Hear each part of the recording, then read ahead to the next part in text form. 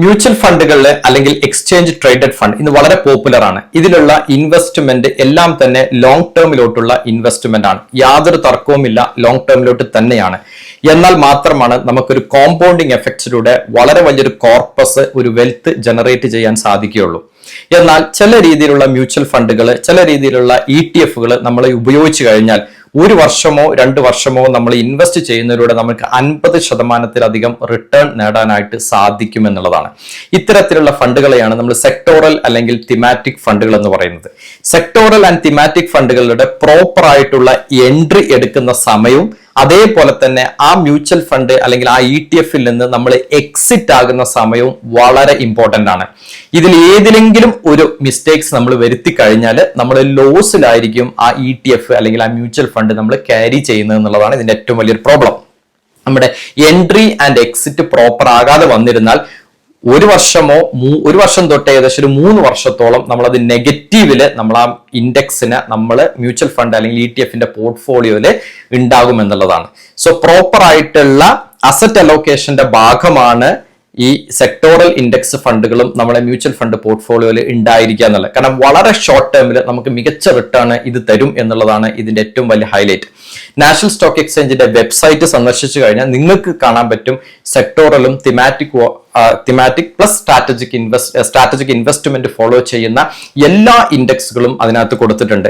അതിനകത്ത് നമുക്ക് വേണ്ട ഡീറ്റെയിൽസ് നമുക്ക് ഫെച്ച് ചെയ്തുകൊണ്ട് നമുക്ക് നല്ലൊരു ട്രാക്കർ ക്രിയേറ്റ് ചെയ്തുകൊണ്ട് നമുക്ക് ഈ ഇൻഡെക്സിൽ എപ്പോൾ എൻട്രി മേക്ക് ചെയ്യാം, എപ്പോൾ നമുക്ക് എക്സിറ്റ് മേക്ക് ചെയ്യാം എന്നുള്ള ഒരു പ്രോപ്പർ സ്ട്രാറ്റജി നമ്മൾ ഫോളോ ചെയ്ത് കഴിഞ്ഞാൽ നമുക്ക് തീർച്ചയായിട്ടും ഒരു 1 to 2 years കൊണ്ട് 50% റിട്ടേൺ ഇതിൽ നിന്ന് എടുക്കാൻ പറ്റുന്നുള്ളതാണ് ഇത്തരത്തിലുള്ള ETF അല്ലെങ്കിൽ ഇത്തരത്തിലുള്ള മ്യൂച്വൽ ഫണ്ടുകളുടെ ബ്യൂട്ടി എന്ന് പറയുന്നത്. ഇനി ഈ ട്രാക്കർ, ഇതുപോലുള്ള ഒരു ട്രാക്കർ ബേസ് ചെയ്തുകൊണ്ട് നമുക്കൊരു ഇൻഡെക്സ് എങ്ങനെയൊക്കെയാണ് ബിഹേവ് ചെയ്യുന്നത് എന്ന് നോക്കാം. നമ്മൾ എത്രയൊക്കെ കാര്യങ്ങൾ ഏതൊക്കെ രീതിയിൽ പറഞ്ഞാലും ഡാറ്റയാണ് ഫൈനലി സംസാരിക്കാൻ പോകുന്നത്. നമുക്ക് ഡാറ്റ വെച്ച് സംസാരിക്കാം. നാഷണൽ സ്റ്റോക്ക് എക്സ്ചേഞ്ചിന്റെ വെബ്സൈറ്റിൽ അവൈലബിൾ ആയിട്ടുള്ള നമ്മൾ കോമൺ ആയിട്ട് യൂസ് ചെയ്യുന്ന എല്ലാ സെക്ടോറൽ തിമാറ്റിക് ഇൻഡെക്സസുമാണ് നമ്മുടെ കോളം ബിയിൽ കാണുന്നത്. Nifty pharma index, bank index, metal index, auto index, fast moving consumer index, reality index തുടങ്ങിയിട്ടുള്ള ഒട്ടുമിക്ക ഇൻഡെക്സുകളും നമ്മൾ ഈ ഷീറ്റിൽ ലിസ്റ്റ് ചെയ്യപ്പെട്ടിട്ടുണ്ട്. ഇതിൽ ഓരോ വർഷവും ഇതിന്റെ ഹയസ്റ്റ് വാല്യൂവിൽ നിന്ന് എത്ര പെർസെൻറ്റേജ് ആ ഇൻഡെക്സ് താഴെ വീണു എന്നുള്ളതിന്റെ കണക്കാണ് ഈ കോളം സിയിൽ കാണിച്ചിരിക്കുന്നത്. Drop from the highest value.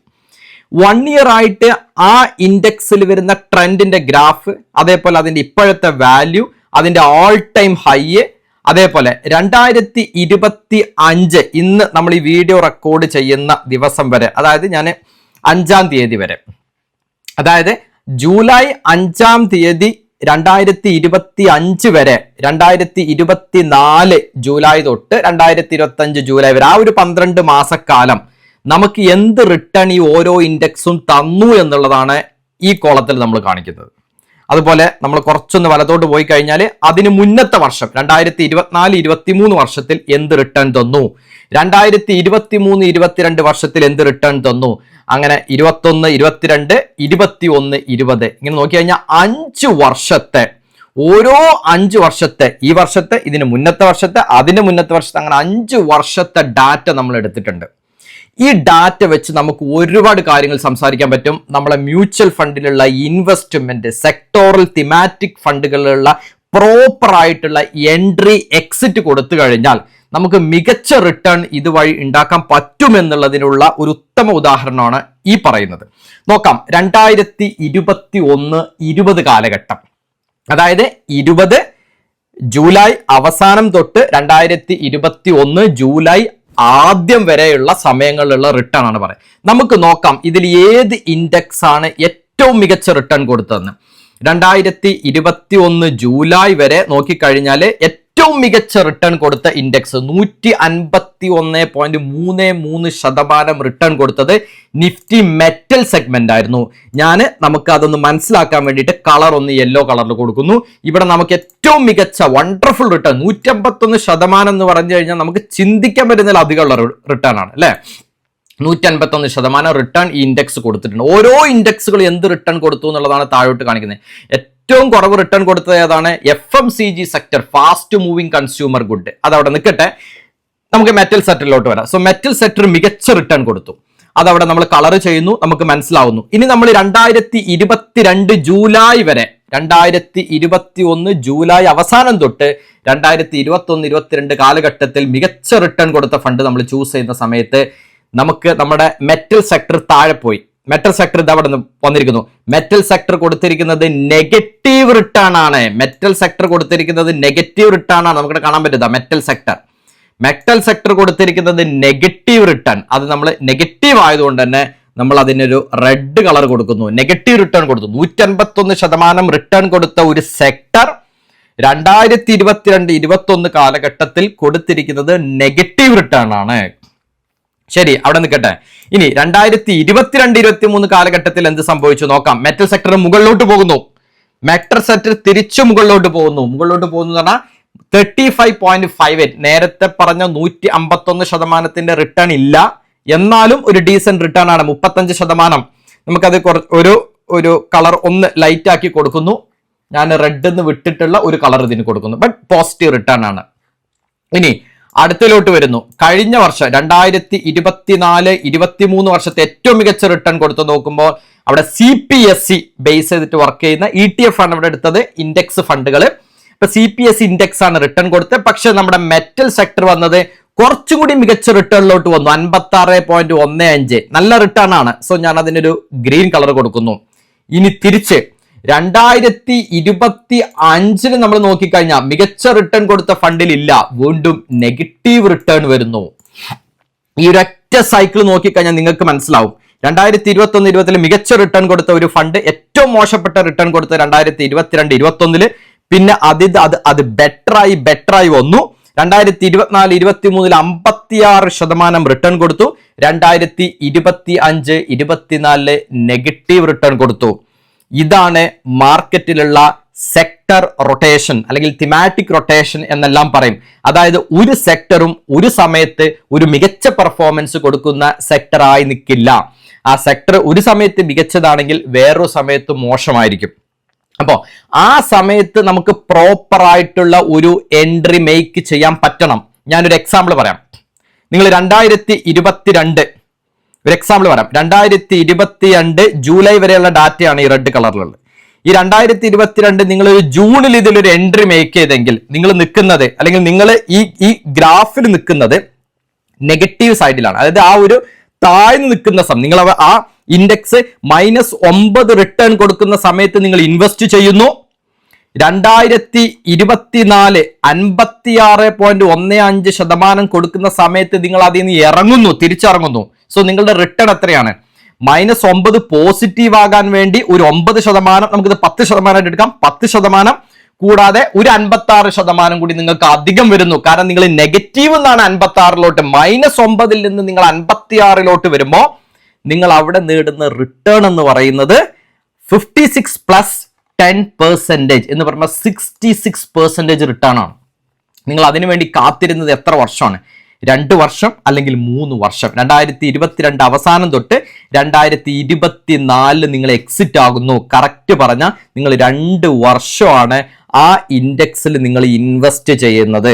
പക്ഷെ നിങ്ങൾക്ക് കിട്ടിയ റിട്ടേൺ എത്രയാണ്? ഏകദേശം 66%. 56 + 9 10 ആക്കി എടുക്കാം ഈസിനെസ് വേണ്ടിയിട്ട്. സോ 56 + 9% നിങ്ങൾ റിട്ടേൺ കൊണ്ടുവരാം. അല്ലെങ്കിൽ 10% കൊണ്ടുവരുമ്പോൾ നിങ്ങളുടെ റിട്ടേൺ എന്ന് പറയുന്നത് 60%. 2 വർഷം ഏത് ഇൻഡെക്സുകൾ ഇത്രയും റിട്ടേൺ തരും? അപ്പോൾ ഇതിന്റെ പുറകിൽ നടക്കുന്ന മാത്തമാറ്റിക്സ് നമ്മൾ മനസ്സിലാക്കണം, അല്ലെങ്കിൽ ഇതിന്റെ ബാക്കിൽ നടക്കുന്ന സെക്ടർ റൊട്ടേഷൻസ് മനസ്സിലാക്കാൻ വേണ്ടിയിട്ടാണ് ഈ ഗ്രാഫ് കാണിച്ചത്. 2021 മികച്ച റിട്ടേൺ കൊടുത്ത മെറ്റൽ ഇൻഡെക്സ് 2022 ആയപ്പോഴേക്കും നെഗറ്റീവ് റിട്ടേൺ കൊടുക്കുന്നു. 23 കൂടുതൽ മികച്ച റിട്ടേണിലോട്ട് വരുന്നു. 24 വളരെ മികച്ച 50%-ലധികം റിട്ടേണിലോട്ട് വരുന്നു. 25 അവസാനം, അതായത് ജൂൺ ജൂലൈ ആയപ്പോഴേക്കും റിട്ടേൺ നെഗറ്റീവ് ആകുന്നു. ഒരു സെക്ടറിൽ റൊട്ടേഷൻ സംഭവിക്കുന്നത് ഇങ്ങനെയാണ്. എപ്പോഴും ഒരു സെക്ടർ എപ്പോഴും ഒരു ലൈം ലൈറ്റിൽ നിൽക്കുന്ന സെക്ടർ അല്ല എന്നുള്ള സത്യം നമ്മൾ മനസ്സിലാക്കണം. ഇതാണ് ഡാറ്റ സംസാരിക്കുന്നത്. സോ ഇത് ബേസ് ചെയ്തുകൊണ്ട് ഒരു സെക്ടർ നെഗറ്റീവ് റിട്ടേൺ വരുന്നു, ഓക്കെ, മനസ്സിലാവുന്നു, ഞാൻ അതിനകത്ത് ഒരു 5 ലക്ഷം രൂപ ഇടാം, ക്യാഷ് ഇൻവെസ്റ്റ് ചെയ്യാം, അങ്ങനെ ചിന്തിക്കുകയാണെങ്കിൽ അത് തെറ്റാണ്.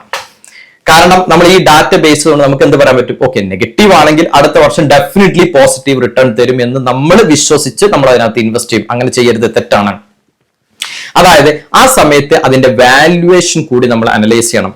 പ്രോപ്പർ ആയിട്ടുള്ള വാല്യുവേഷനിലാണെങ്കിൽ നമുക്കൊരു സ്റ്റോക്ക് അല്ലെങ്കിൽ ഒരു ETF അല്ലെങ്കിൽ ഒരു മ്യൂച്വൽ ഫണ്ട് നമ്മൾ പർച്ചേസ് ചെയ്യുന്ന സമയത്ത് അത് അണ്ടർ വാല്യൂഡ് സെഗ്മെന്റിൽ നമ്മൾ പർച്ചേസ് ചെയ്യും, അതായത് ഡിസ്കൗണ്ട് പ്രൈസിൽ പർച്ചേസ് ചെയ്യും, ഹയസ്റ്റ് വാല്യൂവിൽ നമുക്ക് സെയിൽ ചെയ്യാൻ പറ്റുന്നു എന്ന് നമ്മൾ മനസ്സിലാക്കുന്ന ഫാക്ടറാണ് ഇതിന്റെ വാല്യുവേഷൻ മെട്രിക്സ് എന്ന് പറയുന്നത്.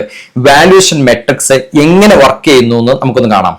വാല്യുവേഷൻ എപ്പോഴും നമ്മൾ സംസാരിക്കുന്നത് ഒരുപാട് പാരാമീറ്റേഴ്സ് ഉണ്ടെങ്കിലും വൺ ഓഫ് ദ പാരാമീറ്റർ ആണ് പ്രൈസ് ടു ഏർണിംഗ് റേഷ്യോ വെച്ചിട്ട് നമ്മൾ വാല്യുവേഷനെ ഡിഫൈൻ ചെയ്യുന്നത്. ഇതിൽ ഈ ഗ്രാഫിൽ ശ്രദ്ധിക്കേണ്ട കാര്യം വളരെ വളരെ ഇമ്പോർട്ടന്റ് ആണ്. റെഡ് കളറിൽ ഉള്ളത് നമ്മുടെ മെറ്റൽ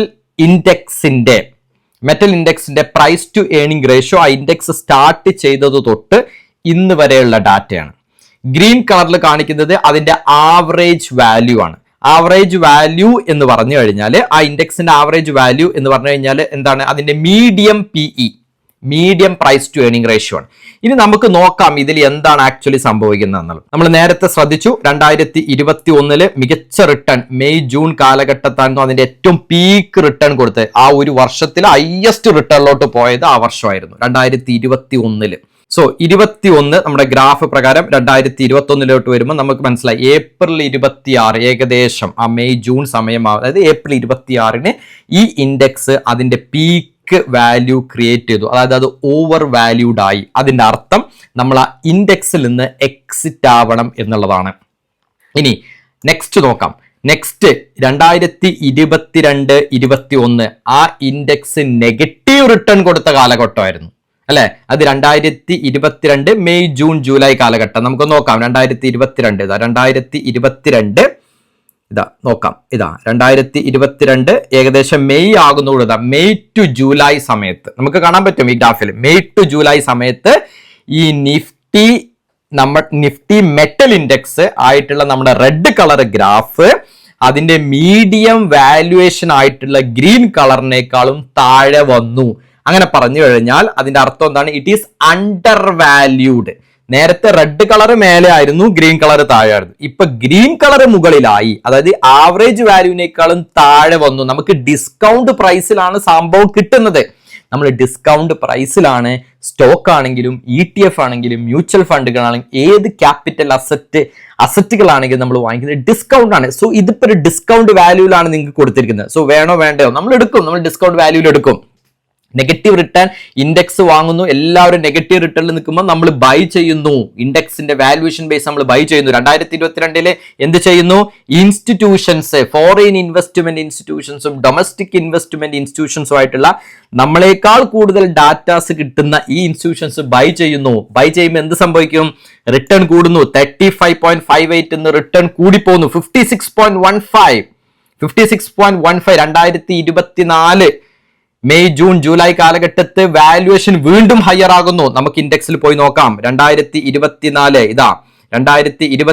ജൂൺ 10 തീയതി ഇതിന്റെ വാല്യുവേഷൻ ഓവർ സ്ട്രെച്ച്ഡ് ആകുന്നു, ഓവർ വാല്യൂഡ് ആകുന്നു. What will happen to institutions വിറ്റ് പുറത്തിറങ്ങും. നമ്മളെ പോലത്തുള്ള റീറ്റെയിലേഴ്സ് പുറത്തിറങ്ങില്ല. വാല്യുവേഷൻ കൂടുമ്പോൾ നമ്മൾ ചാടി കയറുക വണ്ടിയിൽ. That is the problem. നമ്മൾ ഒരിക്കലും ചെയ്യാൻ പാടില്ലാത്തൊരു കാര്യമാണ്. ഓവർ വാല്യുവേഷൻ നിൽക്കുമ്പോൾ വി ഷുഡ് എക്സിറ്റ്. ആ വാല്യുവേഷൻ നമ്മൾ പുറത്തിറങ്ങണം. സോ പുറത്തിറങ്ങുന്ന സമയമായിരുന്നു 2024 കാലഘട്ടം. ഇപ്പോ എന്ത് സംഭവിക്കുന്നു, ഇപ്പോ ഈ വർഷം മെയ് ജൂൺ ജൂലൈ കാലഘട്ടത്ത് വാട്ട് ഹാപ്പൻ, നെഗറ്റീവ് റിട്ടേൺ ആണ്.